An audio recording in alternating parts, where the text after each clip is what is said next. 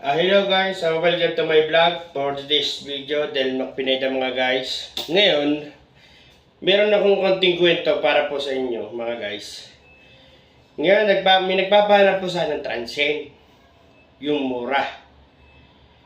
Binigyan po sila, kaya lang, ang per head nila 500. Ayaw nila kasi mahal, kasi kaunti lang yung budget nila. Ngayon, nakakita ako ng murang transient. Binigyan ko sila ngayon. Ito, nililinis ko ngayon yung bahay ng may-ari. Tapos ngayon, ang gagawin natin, ito nga, nililinis na nga natin. Tapos, darating na sila mamaya. Pero, binigyan ko sila ng murang transient. Ang problema, mura talaga. Mapapamura talaga sila. Kasi, parado ang CR. Wala pinto ang CR.